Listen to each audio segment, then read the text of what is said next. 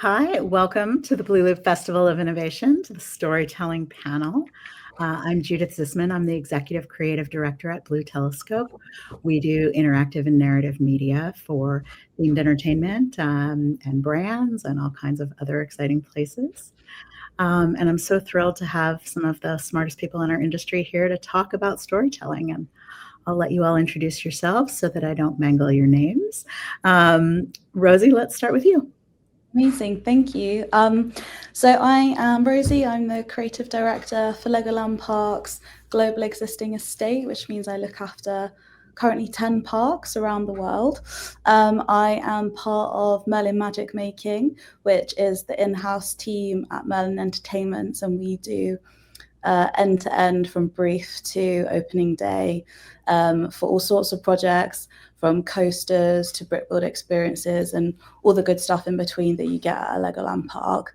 My background's in exhibition and museum design, so I very much position myself as sort of a narrative first designer, very much about the story. And that works really well working with the Lego group, because so much of the awesome themes that we get to bring to life are part of these incredible worlds that they've created in the toy sets. I'm currently in Legoland, Florida, delivering our newest attraction, which will open next year, which hopefully I'll get to talk a little bit about the story of in this session with everyone, as well as all the other good stuff that's going on. Yep, so that's me. Fantastic. Steve, do you want to go next? Sure. Thank you. I'm Steve Sheldon. I am one of the two managing partners and co-founders of Epic Entertainment Group. We're a full-service production, operation, development, creative firm, and we focus on live events, experiences, entertainment, attractions. And while we are known for producing things end to end from soup to nuts, we also have a lot of clients that bring us in and allow us to work in tandem with them, in partnership with them, on specific areas of projects that they need. So we fancy ourselves the puzzle piece that may or may not be missing, or puzzle pieces wherever you need us to fit in. We can fit in, and so we like to support our clients in that way. And we get to work on a lot of exciting projects. Right now, we are in the midst of holiday installations, and that has been a lot of fun. I just came off of a week-long installation, so if I look sleepy, that's why. Wonderful. Therrin, why don't you tell us a little bit about what you're up to? Yes, thank you. Yeah, my name is Therrin Protze. I'm the Chief Operating Officer at Kennedy Space Center Visitor Complex. I like to say designated fall guy because I don't like titles, but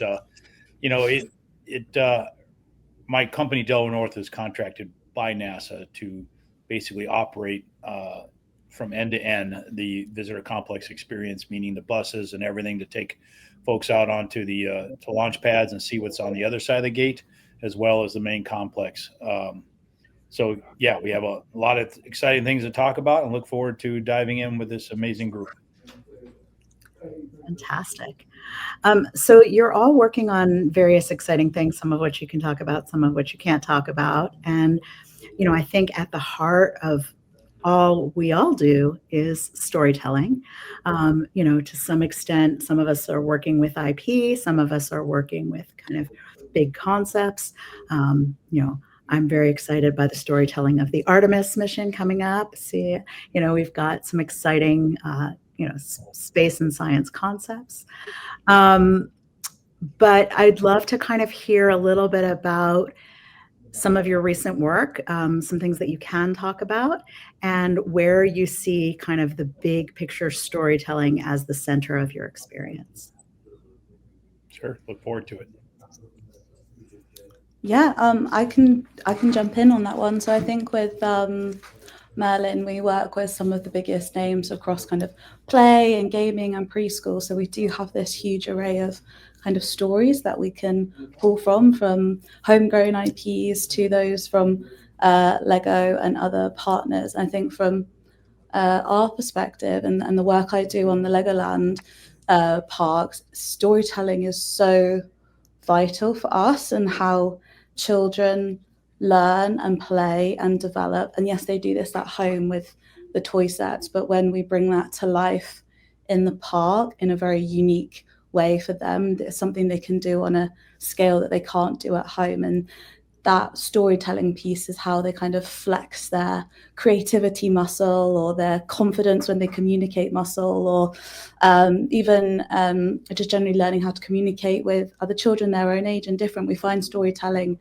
is used so much throughout how we craft our experiences and how children play, both how they play now and how we're expecting them to play in the future, because that just keeps changing. How we would have designed 5-10 years ago is not how we're designing for the next 10 years of evergreen kind of product in park.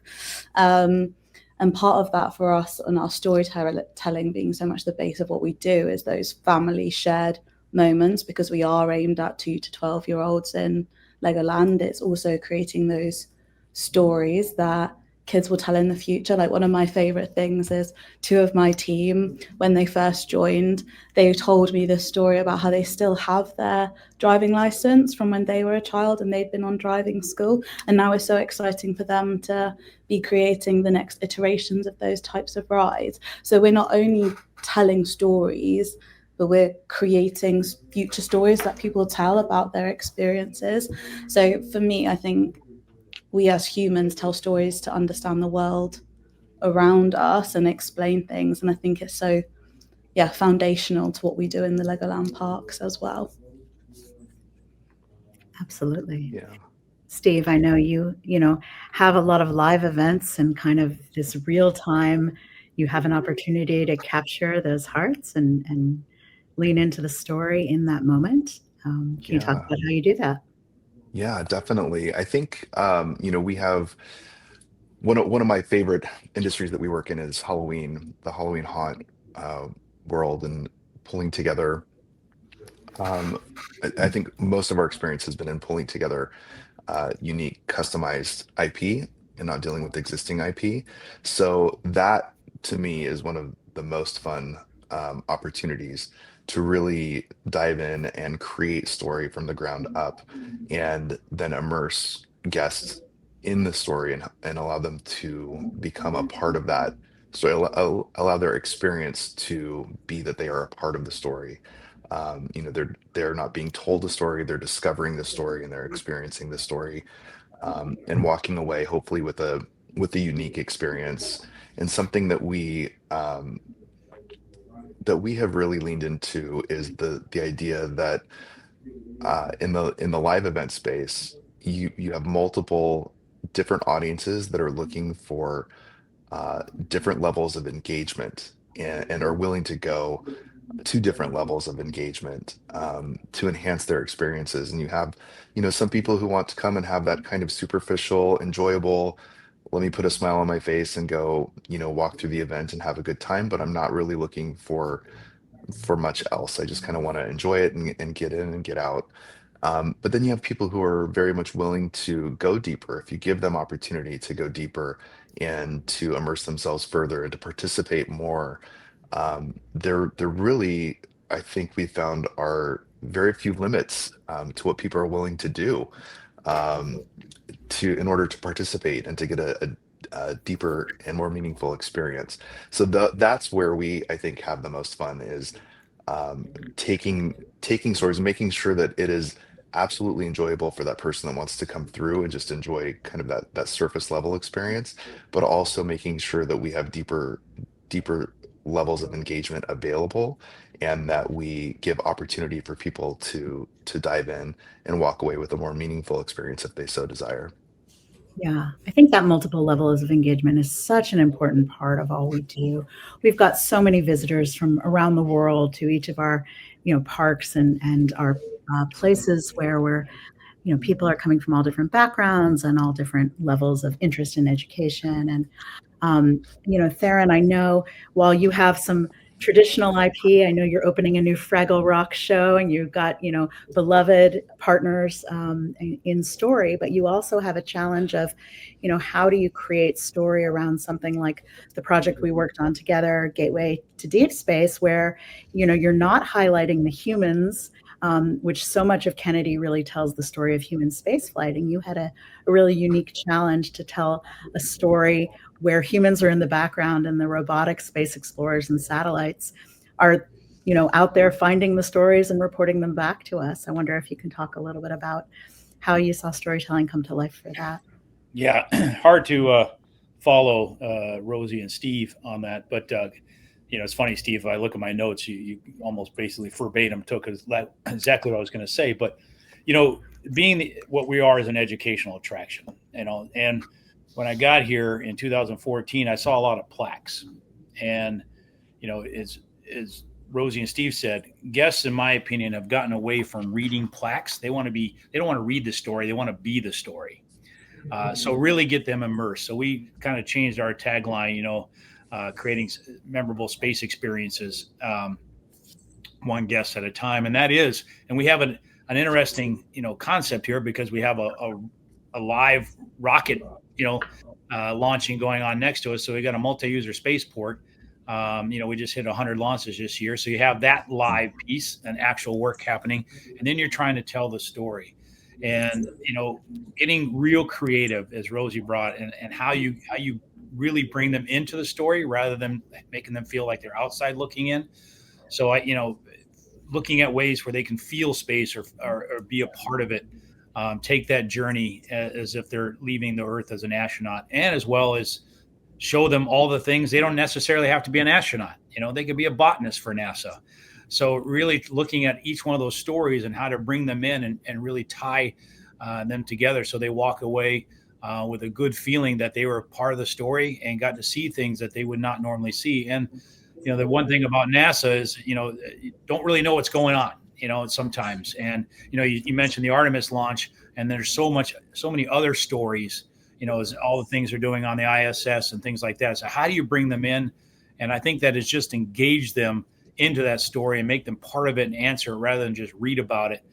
They really become part of it. So interactives and different ways, using transparent OLEDs and things like that, but look futuristic. A lot of times I think NASA's the future. Well, if you go on the NASA side, it looks pretty governmental and pretty vanilla. And they think we're beaming from one office to another. So coming up with ways where they feel like they're looking in the future, and then they want to be a part of it through interactives. As Rosie mentioned, especially with the kids, their dwell time can be that much, Yeah. And they do a couple things on whatever screen you're showing them or whatever, and then they're moving on. So how do you get them engaged? And that's always the right recipe you're always trying to figure out. And to your point, the project you mentioned, Gateway, was telling the NASA future, which is always fun because NASA changes things on a continual basis. I remember the Artemis rocket, I had to repaint it like 16 times because the design changed as they were creating the rocket to move forward to actually launch. But it is, when you look at how people look at NASA, we do obviously a lot of research like everybody does, and 76% of the people want to know about now and next. They don't really, 24% of your people, you're true space hipsters and historians. So you're right. You have to balance who you're dealing with, and then we look at that kid area, but our educational families is our focus. And then we try to have fun. So like on Saturday, we have the rocket garden, which we have, rockets just around, throughout the complex, and we're hosting Benson Boone, so we're having Benson Boone live at the rocket garden. So now we're trying to bring that kind of hip, younger kind of crowd to it. Come see the visitor complex, but not to come see it as an attraction, to come see it as a concert experience. And hopefully that gets them to want to come and see everything else. So I think that's how we look at our storytelling, how to be different, dynamic, immersive, much as what Rosie and Steve talked about. Yeah, I'm just wondering if I can, sorry, Steve, you go. No, after you. There's just 2 points I'd love to jump off from there. I was like, one, given our new coaster is called Galacticoaster, it's really lovely to hear about NASA and the Kennedy Space Center and everything, all of that, because so much of what we found as we've developed our story is embedded in the stories that have been told throughout history of space travel. And actually the other point, I think, Steve, when you were saying about layering, is that we find now this almost like deep fandom for certain things. So like with the Lego space portfolio, like there is a set today, that everyone sees as space, but the sets from the 70s and 80s are incredibly popular. They have a nostalgia, they have that deep fan love that we try to bring into our stories. And I think, much like you're saying, there's the history of Kennedy Space Center and all the travel and everything, but people do really also want to be part of the story and the future for whatever story it is we're telling. It's how we're bringing them into it, and they're not just passive. I think that's a big thing that I'm seeing, is less passive, more how can it be interactive, and how can they have a very sense of agency, like a part of the story. So yeah, I think it's interesting seeing across all the different sectors how it is very similar kind of guest trend towards those directions, for sure. Absolutely. Yeah. We challenge, being so close to Universal and Disney, and I know, Legoland is as well. Yeah. And I love the relationship we have with Legoland, because we've had a lot of Lego exhibits here. I know they have a Kennedy exhibit there, and so we're very much kind of the educational attraction piece. When I go to the presentations, I always tell Disney and Universal and whoever I'm talking to, I say, look, you guys are fantasy, we're fantastic. We have the real deal, right? But to your point on the storytelling, I always say, well, we're kind of the broccoli of the vacation for the parents to try to convince their kids, but then you got to figure out a way to put cheese on that broccoli, so coming up with different ways to get them. Oh, I don't want to go be educated on my vacation, Mom. Well, how do you make it dynamic enough where they learn something, yet they're just having so much fun? And I think that's something we can all relate to. Mm-hmm. Yeah.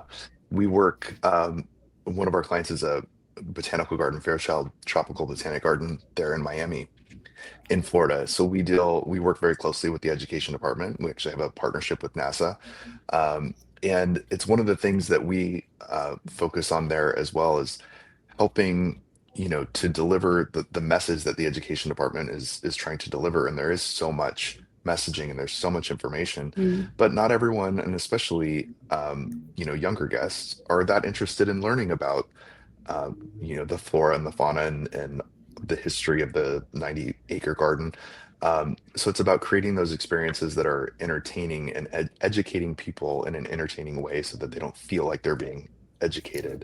And I think then you brought up a really good point too, of bringing people in through different experiences, like concerts and things that might not be traditionally thought of in the space, is a great way to engage people, kind of backdoor engage people. They don't really know that they might find some interest in what they're about to see, but the what I talk about all the time is the residual impact of experiences, is those people, coming for a concert, but seeing that there is something else there that they might be interested in, whether it be, the food and beverage offerings, or whether it be, the museum experience or the educational experience, or a class or a movie or whatever it might be. You're likely you're building a relationship with that individual in a way that you might not have been able to before. So it's really important. 100%. I wanted to return to the concept that Therrin raised earlier about how can you be the story? What we think of as that main character energy. How do we use personalization, customization to put people at the heart of that experience? We did a piece last year with WWE in Riyadh for where our guests could become a superstar, choose their wrestler name and their walk-on music and their background, and kind of really build the energy so that it's as if they themselves are a WWE superstar and have that, once in a lifetime experience. I know that that's something that Kennedy leans into, as well, where you're, what's it like to be on a mission? Wonder if you can, talk a bit about how each of you do that in your own realm. So I think from the Legoland side of things, I think, as I mentioned, it's so much about how children play and providing it to them in a way that they can't do at home. And there's so many different play types for children. It can be about creative play or other, but that bringing that main character energy, I love that, to the guest in the experience, our attraction that's launching in spring next year, Galacticoaster. We really wanted to not just deliver a roller coaster, because lots of places deliver a roller coaster, but we wanted to deliver an intrinsically Lego coaster that fitted that past, present, and future realm of space portfolio for the Lego group. And within the ride, and this is what we announced at IAPA this November, was our customization of the experience. So guests go through their mission briefing, they learn all about the adventure that they're about to go on, and then we ask them to customize and create their own spacecraft to go out on this mission. So it is a kind of timed experience, and there are 625 potential options that you can customize. So you'd have to go on the ride essentially every day for like 2 years to do all of the variables of that. But then you see yourself sat in your creation on the ride, and there's that bit of like, oh my gosh, I made that, and now I'm in it, I'm going on my adventure. Like, it's how you're bringing that customizable piece. And this is where we tapped into that huge back catalogue from the Lego group on things like M-Tron and the Alien Conquest series and stuff, ones that have really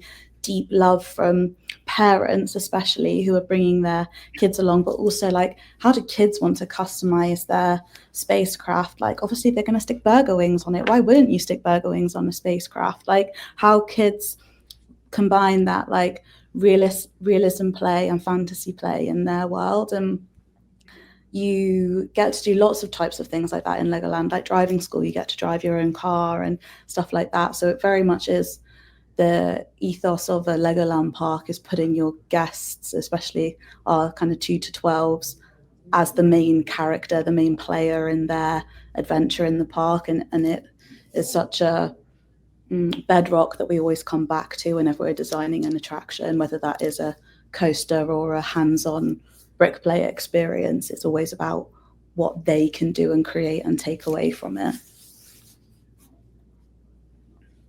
That's really cool.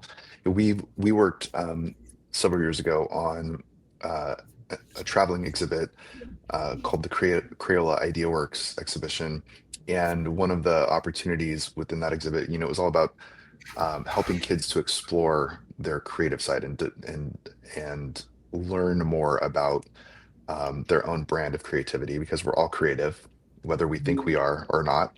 We make creative decisions every day. So it was kind of about the discovery of what you do and how you think and how you are individually creative. And then by the end of the experience, you were based on a number of participatory exercises that kind of scored you and analyzed you throughout your experience in the exhibit. When you got to the end, it kind of put you into a category of, this is the creative type that you most align with, which was really interesting. And people had a really good time going through and kind of seeing that. I felt like that was really kind of eye-opening. I think the maybe best exercise or best example, though, of dropping someone into story, dropping a guest into story, isn't something that I participated in, that I was responsible for, but it's something that I participated in, and it was the National Holocaust Museum.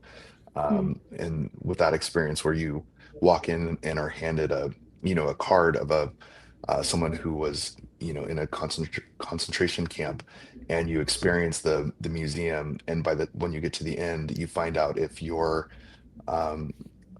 person was a survivor or not a survivor.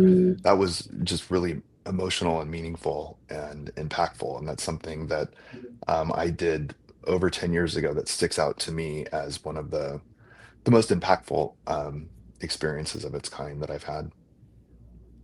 Absolutely. I mean, stories are so much about emotion. I think that is very powerful, isn't it? Kind of deep emotional response that you're then going to have to that. You're experiencing it through someone else's story. Yeah, that feels, incredible experience.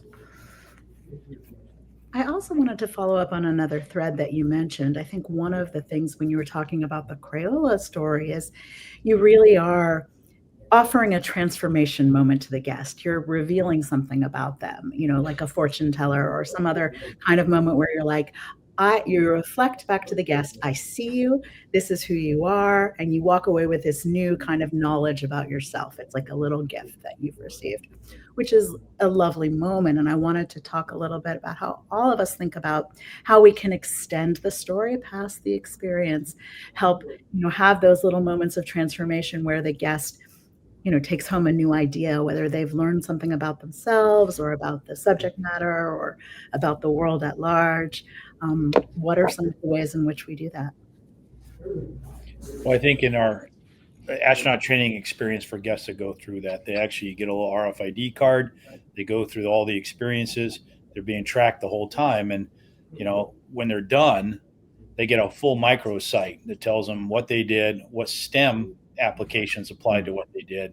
And if they get a 4 stars or better, it says maybe you should be this for NASA. It's a little bit of a recruiting thing, but it also shows them, and we have a botany lab. So again, it shows them they don't have to be an astronaut, but they take that home with them.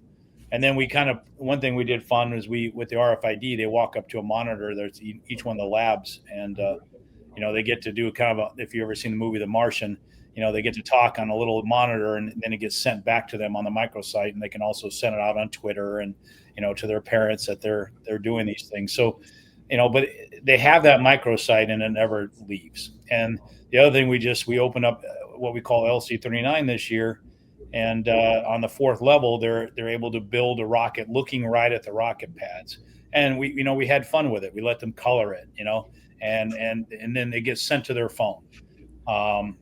And then lastly, the other thing that we're really proud of is we have something called People's Moon. Everybody went to the moon in the 60s, and it's at our Saturn V Center.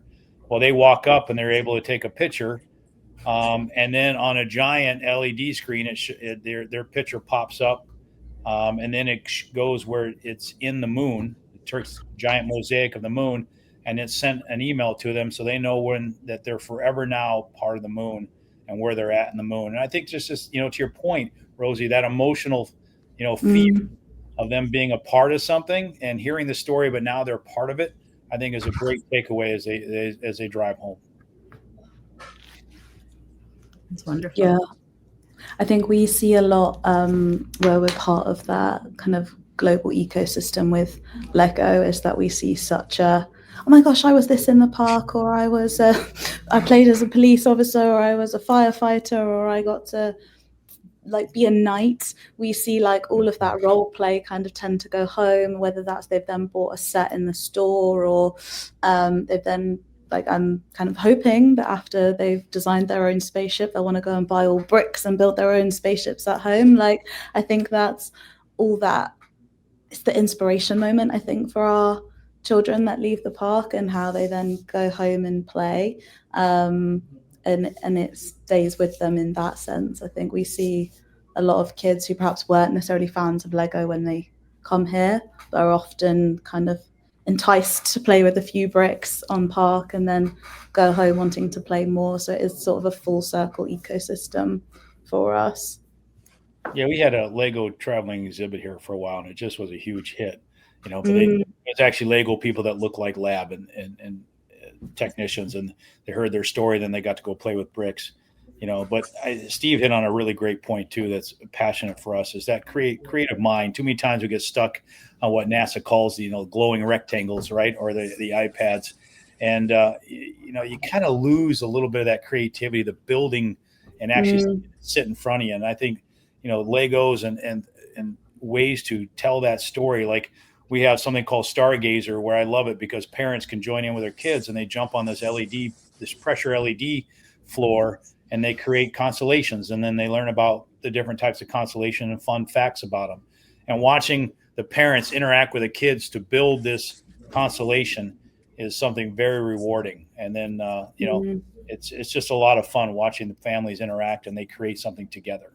It's so much fun. I'm so bummed that my kid is aged out of that. I'm going to have to borrow it now to go play that space. Oh, sorry. Go ahead, Steve. Sorry, I didn't mean to interrupt. I was just gonna add that kind of an offshoot of that, dropping people into the story and having them have a takeaway that puts them in the story. Something that we also try to do whenever possible is to give people, if it's not an opportunity to drop them into the story, it's an opportunity for them to experience the story and have a takeaway that ties them back or reminds them of their experience. And something that we did this past summer was to help our client, which was the Hotel del Coronado in Coronado, California. They finished a $600 million renovation of their resort property and wanted to make a big splash and have a big opening party. And we did a full day of activations and a very interactive, story-driven event throughout the day. But the big takeaways, two of them were at the end of the night, you could participate in a perfume or scent making Mm, experience that tied together scents that are, native to the area and or that tied directly to the hotel or the history of the hotel, which goes back to the late 1800s. So there were very specific scents that were chosen, and people were able to mix and match and create either, a pillow spray or some kind of a perfume or something like that that they could take with them, um, and remind them of, their experience and of the Dell itself. So that I think is a lot of fun to play with as well. absolutely. One of the things that I was thinking about when we were kids and you waited in queues, that was just kind of boring dead time, and nobody had phones, and you just stood there and talked to your family or not. Or, now I think we have this real emphasis on activating every moment, that there are no dead spaces, there are no kind of times that if someone is standing in a queue, we are entertaining them, we are introducing gameplay, we're introducing other content, we have screens, we've got, other things. And I think that there's a lot of pressure on kind of storytelling for, filling every moment of every day. And I think while we're all big lovers of story, I think that can be sort of challenging. And so I want to sort of talk a little bit about how you think about the sort of emotional cadence of a guest day. I mean, it's not just the 4 minutes they're on this ride, they're there for an entire day or several days. And, you're maintaining that level of engagement and immersive and all of this. How do we think about that in that kind of larger arc? Mm. It might be controversial opinion, but I do think it's also okay to be bored. Like, I think sometimes we come up with our best ideas when we've been bored. We're probably a little too overstimulated at times. But from our kind of resort perspective, like the experience and the story starts from when you come into the hotel or when you come into the park and the way our staff would engage. But it is very much a pacing, like from ride to ride and queue line. I think it is that we have a lot of discussion about the use of mobile phones in Legoland because we want it to be something that you can do as a family. So if we do want to use a personal device, we want it to be how you play as a family, or is it a mini game that activates something in the queue, or is it you're in a pre-show and the story's happening around you, or to go back to Galactic Coaster and the land we've created around that, all these moments of deep fandom, of bits of story. If you know it, it's great. If not, it's an incredible photo opportunity, and how we add those layers in. And I think it is a journey throughout the day, whether you're doing a linear experience or kind of a multiple choice, choose your own adventure vibe. I think you kind of need the pacing so that you can go and have a break. Or we find our playscapes to be incredibly popular because kids just want to burn off steam. If they've been stood in a queue line for an hour, actually that's really important. They can go and run around them for 20 minutes before kind of going and standing in another, potentially a queue. Or we're looking at play and wait systems so that they don't necessarily have to queue because there's a play area there. So it is a balance on park, because we know the more rides, the better the guest day out, the more attractions, the better the guest day out is for them. But it's also about pockets of other types of experiences we find. We played with, in queue lines in particular, adding anything from food and beverage experiences like bars for Halloween haunt events to entertainment, where we've had kind of pop-up performance, small performance stages, where we have a magician or a comedian or somebody aerialist come in and do just a quick 5-minute performance, just something to keep the visual um, interest going and people engaged and not thinking about the fact that they're standing in a 2-hour queue if that Mm, happens to be the case. But also, we love to put story into those cues, whether it be via digital screens or kind of telling the backstory of what the experience is that they're about to go into and how it came to be. And again, you may have those people who couldn't care less what your backstory is. They just, want to walk through a haunted house experience and be scared. But you have those people who really will buy into it and buy into the lore and get behind it. And mm, that uh, those who want to participate in that suspension of disbelief, where they're willing um, to go there with you, is a lot of fun. mhm. Yeah, it's funny because you're right about the queue lines. A lot of times when I go to the parks, I'll see a beautiful queue line with so much theming and so much going on. Everybody's just down there on their phones. You almost want to yell out and go, "Look at everything! Look at all this!" Because you know how much it costs to build that property.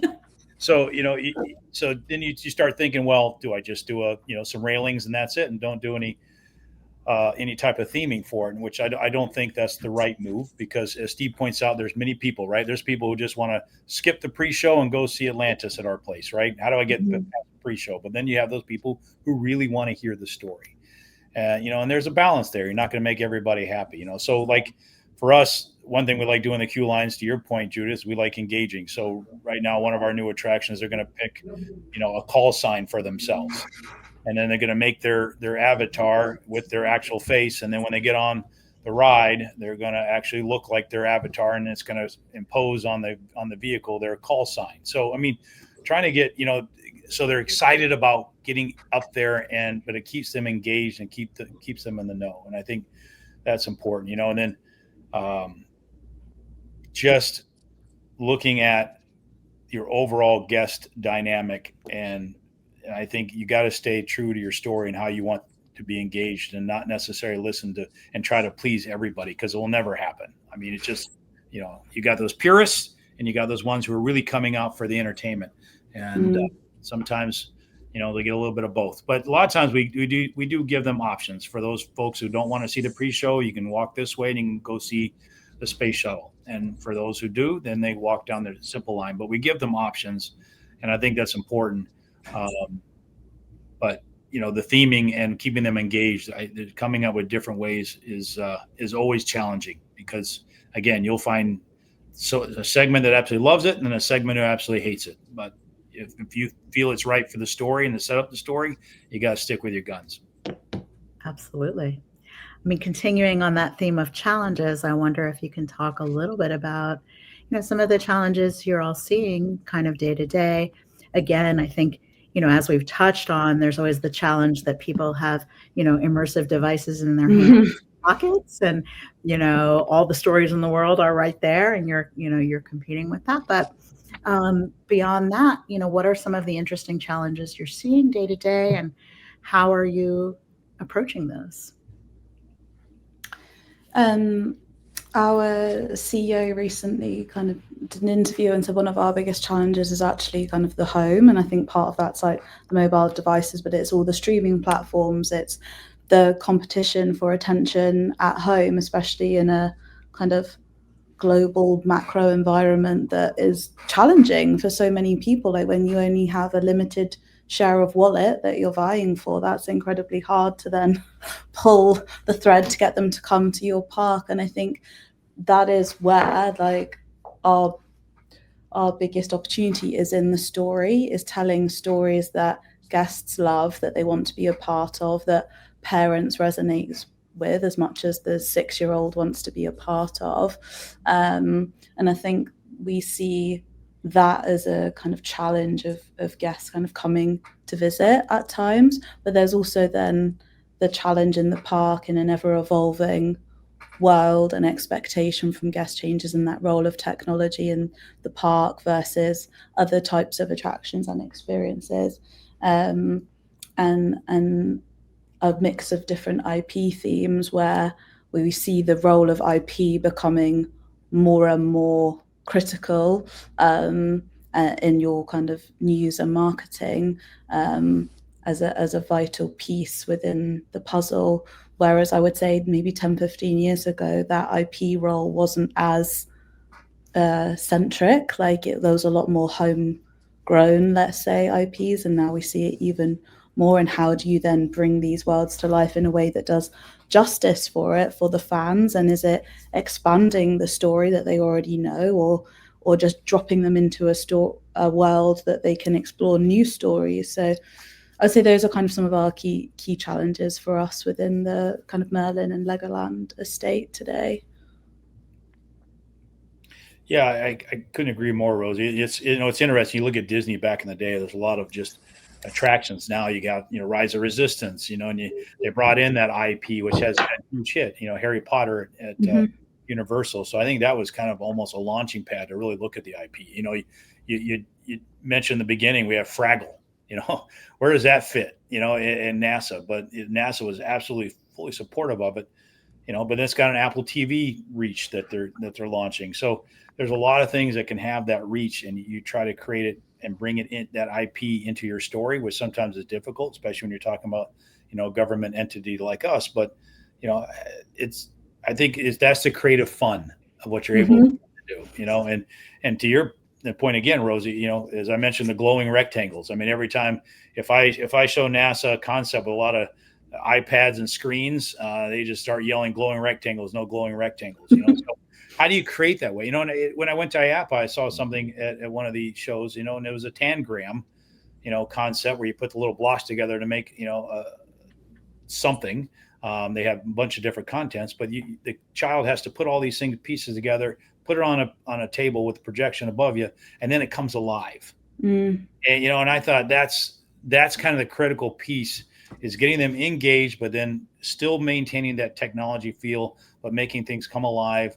I think those are important. So you got to watch, the Prac app piece versus the touch screen, and really how to bring that story together. And I think some of the other challenges too are dwell times. People don't sit around and they want an instant gratification.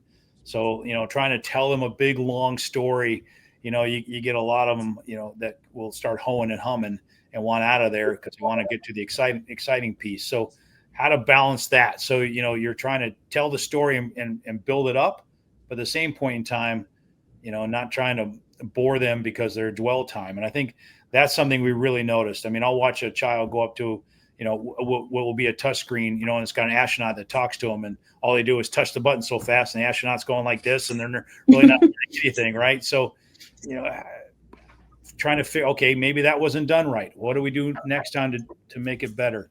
So I think dwell time, patience, and then overall expectations, are always a challenge. Guests, again, they want to come here and they want to feel space. That's what they always tell us. We want to feel space. And I keep telling them, if you actually feel space, every astronaut will tell you that you'll probably want to puke, right? So, so we don't want to go that far, but how do you bring them to the edge? And, so those are some of the challenges, to get them immersed in the story, to hang on to their dwell time and their patience so they're engaged. So I think those are some of the challenges, that we're trying to dive into, so we don't sound like a lecture, type of seminar, that we actually do let them be part of the story, but not too long of a story, because they'll get bored and walk away.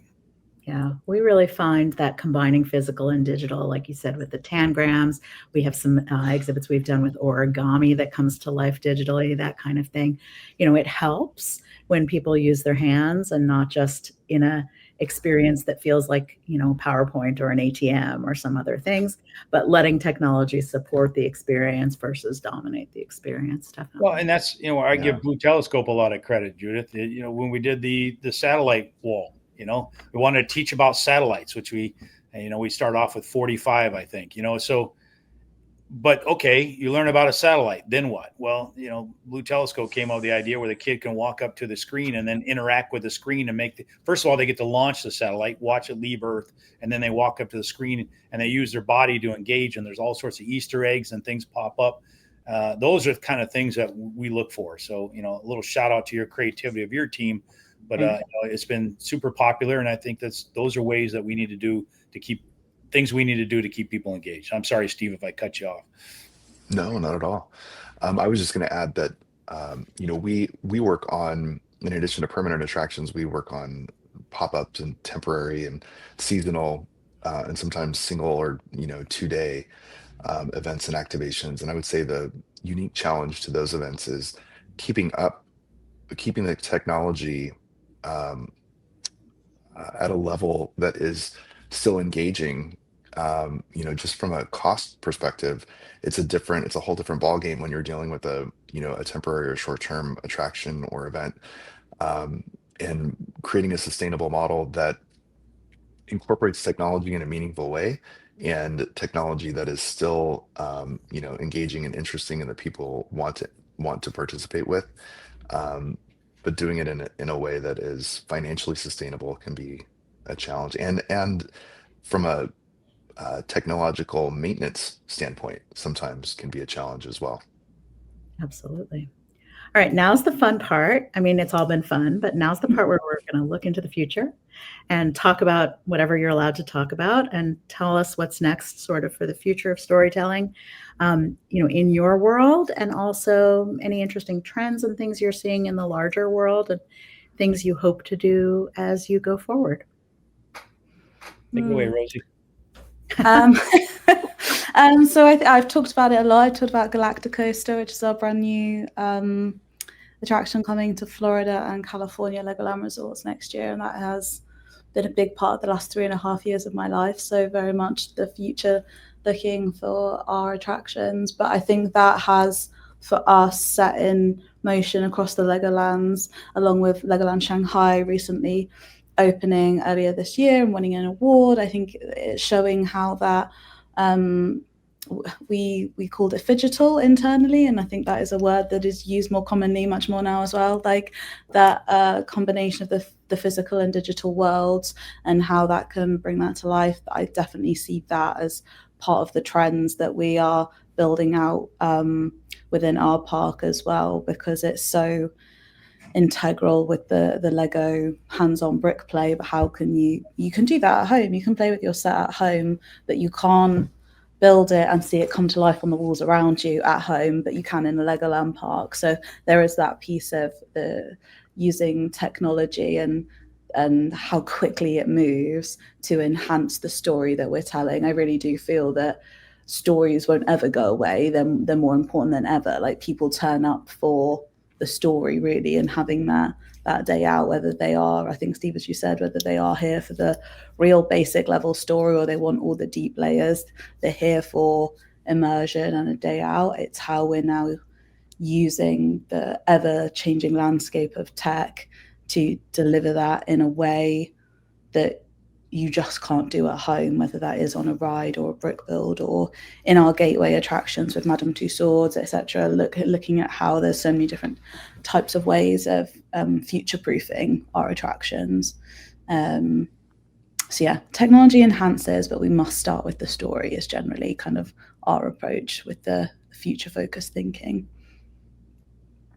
Yeah, I think we're seeing a lot of focus on kind of the evolution of how people interact with with events and experiences. And I think what we're seeing is people really wanting to find that right mix of the physical environment and what that looks like and feels like, smells like, um, sounds like, plus the technology that should be appropriate and engaging, and you know hopefully interesting in terms of newer technology, but doesn't necessarily have to be. It should be appropriate to the story and supporting the experience, but also that layer of human interaction. I think we're leaning back in the direction a little bit of more actual human um, interaction, at least in our world, and looking at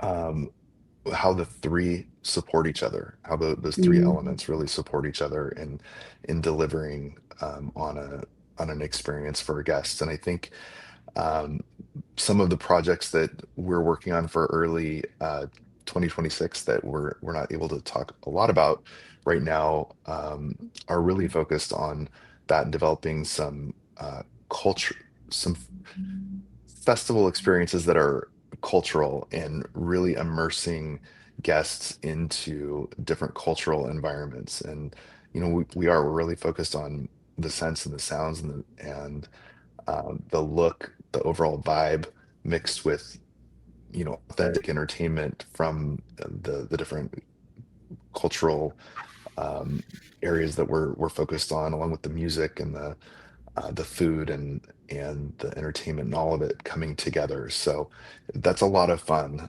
to work on and make it feel like it's a completely um, immersive experience. Yeah, I couldn't agree more. I mean, Rosie hit on something that is very passionate to me, and that is the storytelling.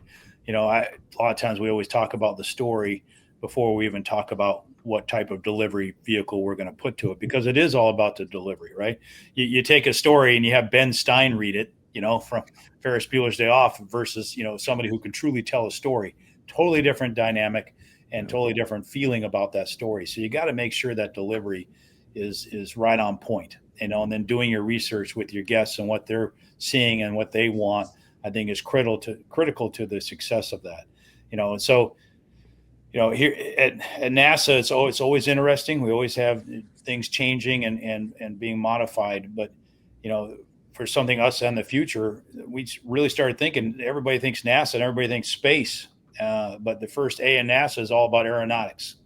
And so what NASA is doing with air traffic control and what they do with, wind tunnels and they call the hush house or propulsion is huge. And the experimental planes that they're creating. So we're really working on something that's going to be bigger than anything we've ever done. It's going to open up probably late 2027. It will be something that is not experienced here. I'm with Steve. I can't talk about it, but all I say is it's just going to be terrifying. So people want to feel something, they're going to feel this. But all that leading story about them turning themselves into an engineer and then having to do a couple of these exercises and how to keep them engaged is really our focus. And then you get the big thrill adrenaline kick at the end, and then with some after story moments, as you brought up, Judith, about them taking their pilot kind of call sign with them and what they look like and take that home. You just really want them talking in the car all the way back to their house about what they learned. And I remember when we had to convert one of our IMAXs here to what we call Planet Play, which was a giant play area. NASA hated the idea, absolutely hated the idea. They didn't want a playground at Kennedy, but we said, just hold on a minute. And we built this thing. And I'll never forget the center director who runs all of NASA at Kennedy. He hated the idea the whole time. And he was sneaky and brought his granddaughter in without telling me, and he stood outside, and she came out, and he tells me the story after the fact, and he's like, so what'd you learn? And she goes, well, I learned that Neptune's the windiest planet on Earth. And so I was like, oh, goodness sakes, because when we had the time, he goes, you're safe, and I just said, good. But, if they can take that home, and, and all she is crawling in a tube, but she gets to learn the interactors while she's crawling through Neptune, it's dynamic. And I think, for future storytelling, that's what we're trying to get. How do you get them talking all the way home in the car about what they learned, but also had fun doing it? I think that is the key to success. I think that's a wonderful note for us to close on. I think that the future of storytelling is in wonderful hands with the three of you and with all that you bring to our industry in terms of dynamic, exciting, passionate, guest-centered storytelling. It's really been thrilling to talk to you all. I kind of want to maybe convene a monthly discussion now. Keep talking. Yes. But he wants to know all the secret stuff, Steve. Yeah. I want all the secrets. It'll be great. but really exciting to be part of this conversation. And I also want to announce that the Storytelling Awards, Storytelling Category Awards, will be announced next. And I really want to thank everyone for participating and hope you had as much fun as I did. I did. Thank Thank you. you so much. Thank you. Great to chat Great with you all. discussion. Thank you. Bye. And now for the winners of the Blue Loop Innovation Awards 2025 Storytelling category. Third place, Disney Tale of Moana from Disney Live Entertainment, Disney Cruise Line. Second place, Interstellar Arc from Felix and Paul Studios. First place, The Cortege, A Festive Funeral for Our Times from The Cortege. Congratulations to all of the winners.